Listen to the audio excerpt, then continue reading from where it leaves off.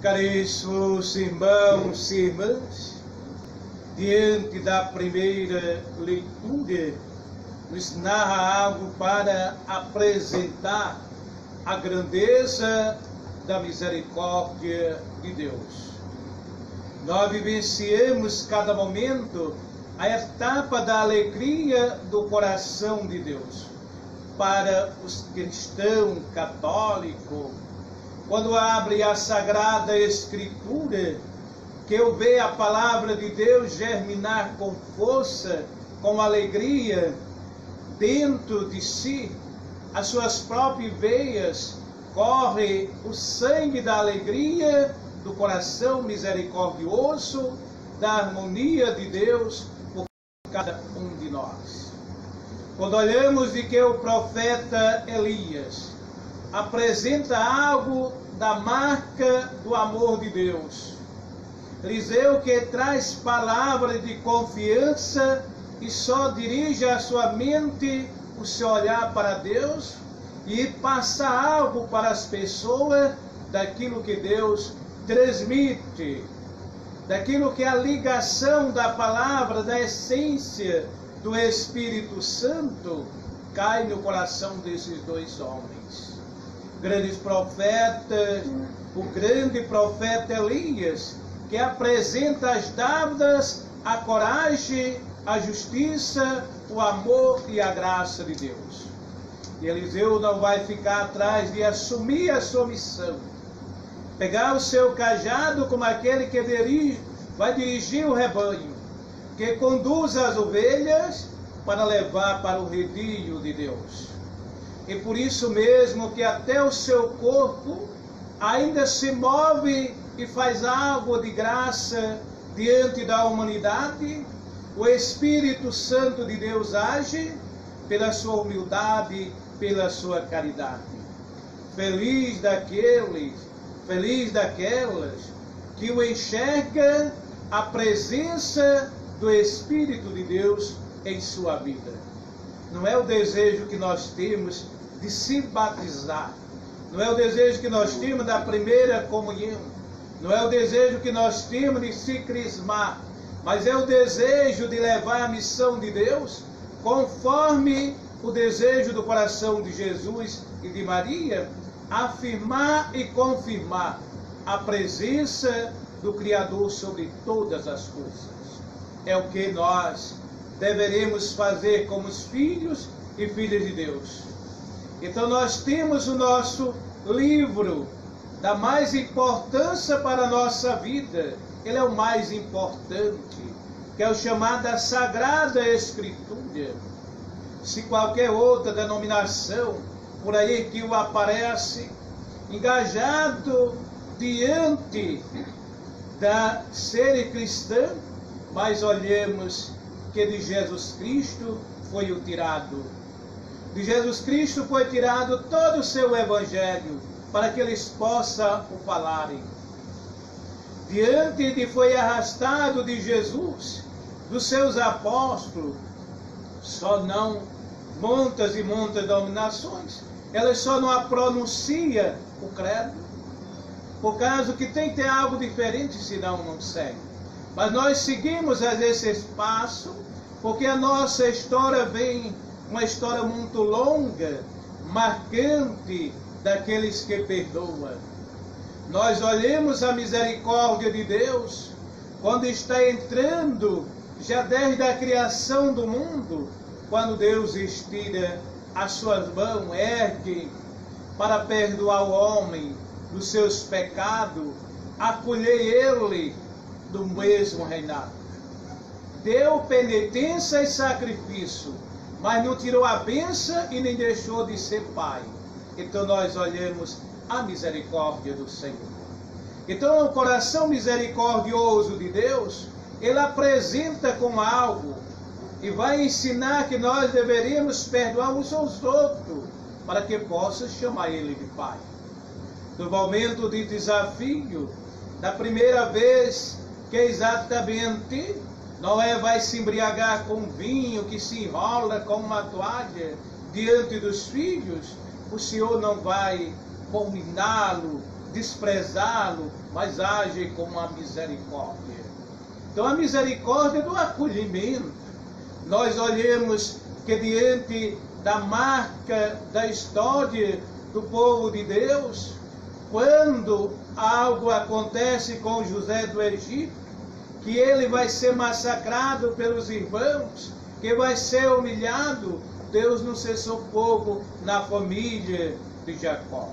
Sempre usou a misericórdia, o perdão, para que eles pudessem se encontrar um dia com o seu irmão, e de qual estivesse a unidade e enxergasse quanto aquele irmão estaria dotado, revestido da ação do Espírito Santo e cheio de misericórdia para acolhê-los, perdoá-los e dar continuidade à história do povo de Deus que trilhava, traçava cada dia o caminho para a santidade. E esse caminho vem se traçando diante da libertação do povo do Egito. Deus o age com a misericórdia. Não é porque Moisés tivesse devorado os egípcios, não era que ele estivesse exatamente condenado. Deus o age com a misericórdia para que diante daquele que o tivesse algo de sofrimento, pagasse a sua penitência. E a penitência de Moisés foi pesada. Moisés sofreu bastante para enfrentar o rei. Foi e voltou, pedia socorro, se escondia, e Deus disse: é você. Mas eu falo muito mal. Mas não tem algo, enfrenta o faraó e vai à frente e liberta meu povo. E ele nunca pensaria, pelo crimes que eu tenho cometido, a minha sentença é pesada. Encontrar diante daqueles que me apontam, encontrar-me diante daqueles que me massacram, mas eu tenho que ir. Então, quando Deus chama, a gente tem que partir. Algo bem marcante para a nossa vida, olharmos a misericórdia do Senhor. E Ele fala, Ele vai dizer: perdoar uns aos outros. E desse Pai Nosso que nós encontramos perdão, é que haja a misericórdia. Quando nós chegamos, que olhamos Sodoma e Gomorra, ai como o Senhor dava perdão àquele povo.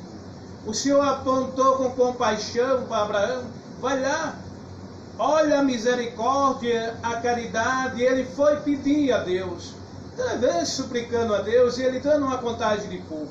Fica até com bem pouquinho.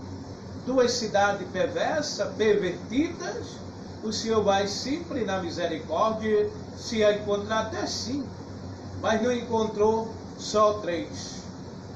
Quase ficava perto para a herança da misericórdia, mas nós olhemos esta dádiva do Senhor. É o mundo de Deus da misericórdia. Ele está presente. Ele vai estar presente diante da graça do Senhor.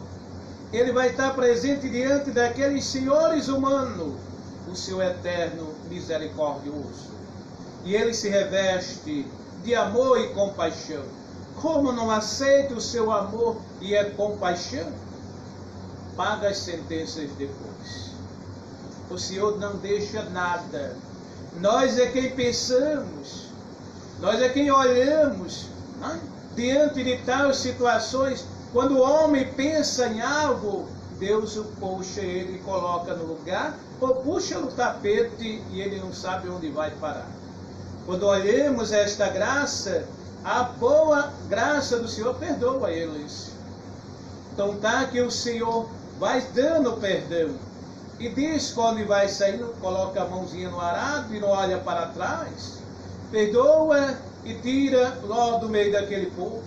A misericórdia dele ficou com aquelas 3 pessoas que amavam e acreditavam. Para Deus não teve prejuízo.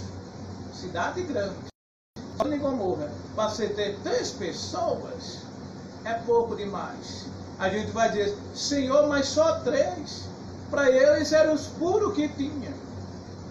E Deus vai buscar a pureza. Ele não quer saber quantos milhões de habitantes tem uma cidade ou um país. Ele quer saber da pureza, quantos tem. Deus não. Ele não está. Para ele gerar 1000 pessoas é um segundo. Para ele dar vida é só pensar. E o que é que nós somos? Pensamos, acabamos chorando. Né? Estamos aí amontando, hoje, ajuntando a medicina todinha do mundo, toda, não dá a beleza de Jesus. Toda. A ciência não dá. Ele é quem manda. Se ele jogar um raiozinho qualquer, cura toda enfermidade, não tem coronavírus, não tem nada, só por causa da dureza do coração do homem, que Deus não age, porque tem mais gente que são batizados e levam o nome de cristão, que são aqueles batizados, crismados, né? Que a gente chama, nem jumento não é, é uma das peças dos piores que existe, das serpentes que saem por aí mordendo os outros, devorando, é os batizados mundo que nós temos. E pensais que Deus está dormindo, que Ele age porque Ele é justo. Ai daqueles invejosos, perseguidores, mas por que estão assim? Porque Deus não olha a quantidade, Ele olha a pureza que tem na quantidade, e nós deveríamos buscar. O que é pureza? É fazer a vontade de Deus. Procura fazer. Então, diante, precisamos da fazer a vontade do Senhor. É o que o Senhor vai dizer: perdoa uns aos outros. E deveríamos perdoar. Deveríamos ver essa misericórdia do Senhor, da compaixão, da caridade. Mas somos batizados. Mas o Senhor está apontando as gerações de lá. E olha como Ele chega diante de tábuas pés. João Batista, também outro da Sagrada Escritura, bem marcante, denunciou o pecado, foi contra, muito forte. Mandaram cortar a cabeça. Mas a felicitada que mandou cortar a cabeça também morreu louca. Não conseguia mais nem almoçar, nem jantar e nem tomar café. Toda vez que chegava a bandeja, se transformava a cabeça de João Batista para ela. Ela arrumou logo a troca de volta. Deus é justo. A justiça de Deus vem diante, né, daqueles corações arrogantes, eles caem por terra. Então há um lago da Virgem Maria o cantar: o Senhor Deus fez em mim maravilha. O Senhor derrubou os poderosos dos seus tronos, porque quando eles pensam que estão bem exaltados, o Senhor vai dizer: perdoa uns aos outros. Deveríamos perdoar. Os homens perdoaríamos um ao outro, mas queremos estar diante da sociedade em orações, né? E nós não chegamos a esta graça de vivenciar essa oração de amor, de perdão, de misericórdia, de compaixão. E rezamos.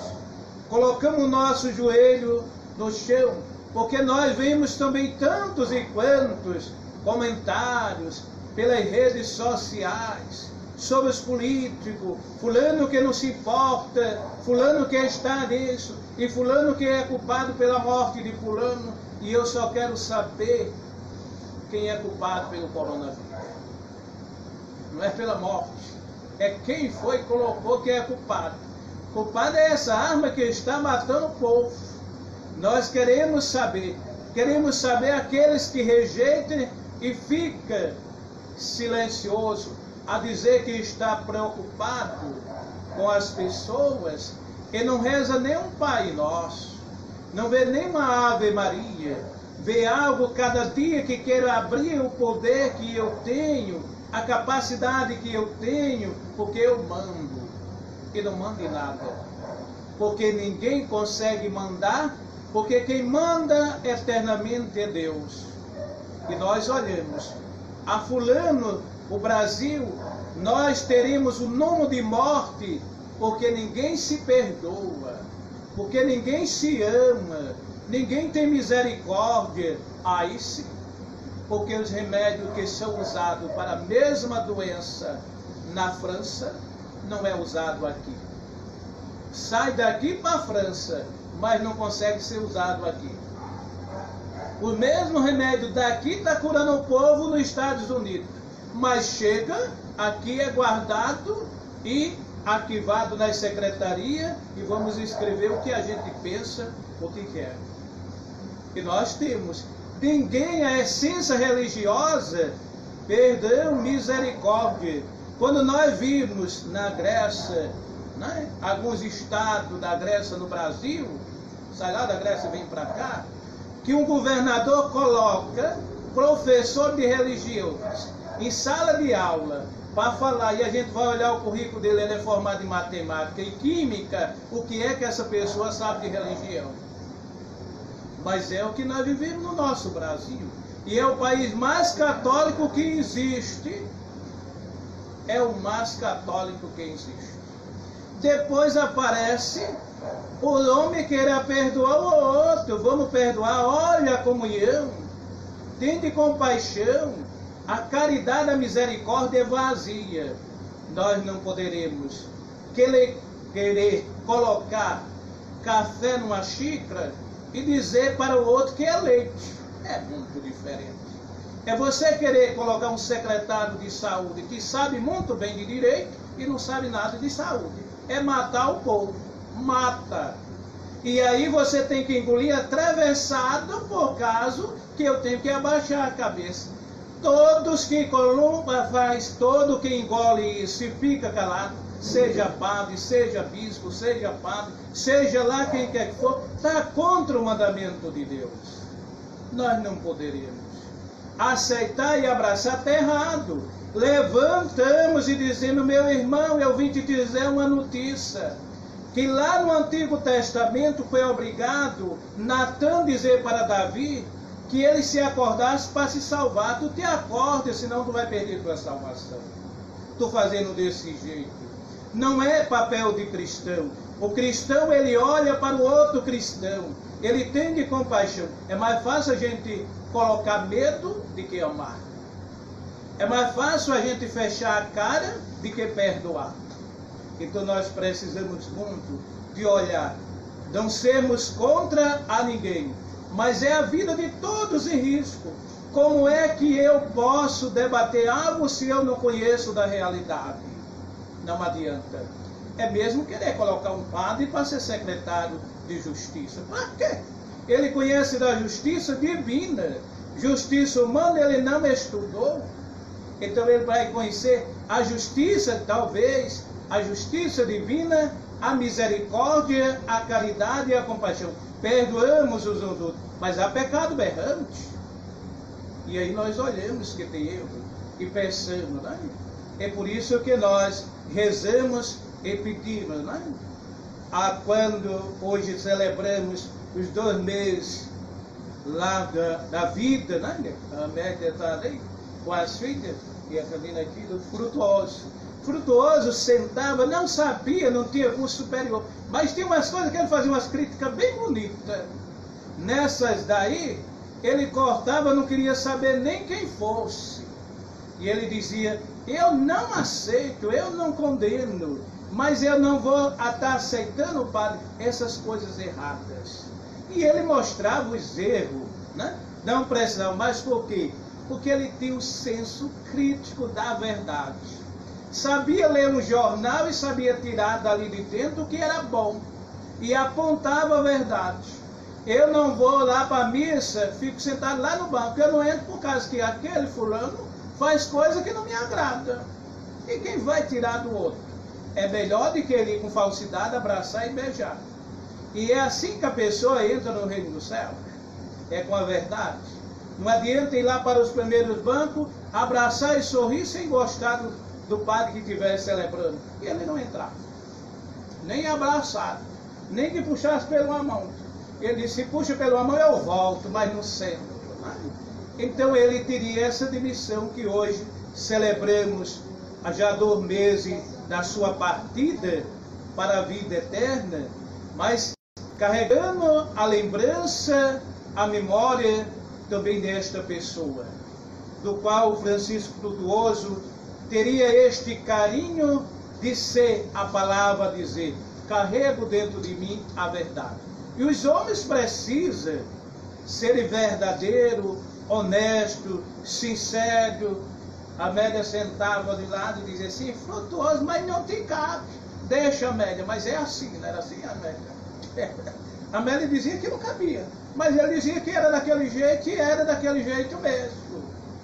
Então olhar que como a pessoa ele marca. Mas por que marca? Porque fala a verdade. Porque ele vivia bem, porque ele não comungava com os erros. Né? E podia ser dentro da família que ele não queria nem saber quem fosse. Podia ser filho, se errasse, ele não queria saber de onde partisse, o seu vínculo era verdade. Né? E por isso que nós temos muito bem, convivemos um período de amizade, né? De sentarmos, conversar um com o outro, de partilhar, né? De escutar a voz dele, de ele dizer assim, olha, eu fico aqui, vim buscar a minha querida, que já foi um bocado de ano que eu tenho paciência com ela. Ficava dentro de um carro lá, dizendo que tinha paciência. E tinha paciência, porque se não tivesse, não ficava. Né? Ficava esperando até os seus últimos momentos que terminasse, além da missa da gruta, além de da oração, além de terça, ele estava lá dentro do carro esperando. Ou sem música ou com música, ele estava lá. Aonde ele dissesse que ia buscar, vinha buscar, ia deixar, né? E era o amor da Amélia. Porque eu nunca vi um namorado tão importante igual aquele. Frutuoso, vai buscar, ele ia. Quando chegava em casa, voltava, né? Aí a Amélia disse que era demais. Aí ele disse, que para dizer que a mentira é minha, 10 viagens. Que ela está no papel. Estava escrito. Toda viaginha dele dava com escrito. 10, padre. Eu aqui para a Amélia, que ela vê, conversa, padre, dele. Aí ele chegou e puxou no bolsinho e disse, olha aqui, 10. Já fiz já hoje. Quando cheguei em casa, esqueceu disso. Ele não esquecia. Ela esquecia, precisa, volta. Aí ele voltava. É mais do que namorado. Mais do que noivo. Ninguém sabe. Que aí eu dizia, Amélia, nenhuma das tuas filhas tem uma esposa igualmente a você. Nenhuma. Para a paciência de esperar, eu pago o carro se você esperar, ou que o tempo que o Frutuoso esperava dentro do carro. Nenhum de vocês. Nenhum. Não é conseguir, pode até da agora por diante, eles vão ficando mais carinhosos, mais pacientes. Aí vamos esperar. Mas carregar amor sobre casais daquela forma é difícil. Não é porque esteja dizendo, morreu é bom. Não, é por causa era da vida dele que era desse jeito. Também chegasse lá, ele foi o autor que disse, mas olha, ficaram de vir chegar aqui para jantar 7 horas, já é 8 horas, estão pensando que aqui é hotel? Era conversa. Mas aí, fazer que nem de história, a alegria permanecia, porque ele estava dizendo a verdade. Mas tu marca de 7, vem chegar de 8, eu preciso jantar. Então ele não ficava com a falsidade que já tivesse dizido para a Amélia alguma coisa. E quando a pessoa chegasse, ela abrisse o sorriso alegre. Não, ele estava feliz, alegre, mas tinha que dizer o que estava lá dentro. Para depois ele abraçar a alegria e a felicidade. Eu tenho que dizer o que eu devo dizer. Então nós olhamos como é belo você ter amigo verdadeiro. E eu dizia, Frutuoso, você é o melhor amigo. Por causa é o amigo que não passa a mão na cabeça de ninguém. Se gostou, gostou. É por esse ritmo aqui que eu vou. Então ele não tinha aquele algo de se esconder. Amizade sincera, amigo sincero, justo, não se esconde, caridoso. Diante de caridoso, a esse próprio nosso instituto, quantas vezes ele ajudou sem perguntar. Só fez uma pergunta. Se nós pagávamos aluguel, só foi isso que ele perguntou. E mais nada para ajudar. E não ficou perguntando quanto gastava, deixava de gastar, o que fazer, o que deveria fazer. Só fez essa pergunta sentado. Essa casa é a diocese que deu para vocês ou é vocês que pagam o aluguel? Não, Frutuoso, é a gente que paga o aluguel. Tá bom. A partir daí ele começou a se preocupar. E não só era aqui, não, era em outras e outras instituições que ele fazia esta obra de caridade. Então o seu coração misericordioso, aonde o chegasse, e não era aquele de estar olhando e dizendo eu fiz isso, não? Eu fiz isso, eu fiz tanto, tudo o que ele fizesse, guardava no silêncio do seu coração, mas era a obra de caridade. Caridoso, misericordioso. Por ser tão misericordioso, diante de também todo santo dia ligado no terço da misericórdia. Então era algo da sua vida, não? Ele podia perder a missa, mas era tão ligado ao terço da misericórdia que ele não perdia nem um dia sequer. Amélia podia dormir e passar do horário no terço da misericórdia. Eu assistia dois, da século XXI, depois passava para a Canção Nova. Ainda era mais dois aí. A Amélia dormia, tinha dia que não rezava nenhum. Nada. E o frutor. Padre, a minha irmã mais velha ficava comparando o dia do namorado, que era o melhor presente. O dia de pai em sempre era o melhor, ganhar dos 5 dias. No dia do namorado, na hora que a mãe ia chegar, o que eu ganhei do teu pai? Aí ela ia procurar saber dos outros cunhados que tinham dado melhor que ele para ir. E era curiosa. Não, mãe, a minha irmã mais velha, que saía procurando saber qual era dos gêmeos que batia no presente de pai. Nenhum batia. O melhor sempre era o dela. E é porque não era combinado, não. É porque ela era curiosa, minha irmã mais velha, e saía comparando. Ela gostava de comparar os presentes. Sua irmã mais velha puxou a quem? Puxou a quem? É a ele. Eu acho que puxou a Amélia para ser curiosa. Mãe. Ser curiosa. A Amélia é curiosa. Essa que ela ficava impressionada. Mãe, a senhora ganhou esse pai? Eita, nenhum do seu genro dão isso aí para nenhuma das suas filhas. E era mesmo. Então nós olhemos como as pessoas, né, se vivem sempre. Quem sabe o que é amor é aquele que começa bem estreitinho e vai aumentando cada dia a caminhada da sua vida, né? E foi isso que o Frutuoso levou todo o tempo, né? Começou um caminho estreito com a Amélia e foi aumentando, e hoje celebramos a alegria deste momento, do seu testemunho de vida, de sua graça, alegria de família, dedicação com as suas filhas, diante honrou todo o tempo esta preocupação e este amor com a sua família. Não temos algo a nos dizermos, bom amigo, que Deus o guarde, proteja e dê a graça dessa plenitude que ele possa gozar com os seus santos e anjos. Louvado seja nosso Senhor Jesus. Para sempre seja louvado.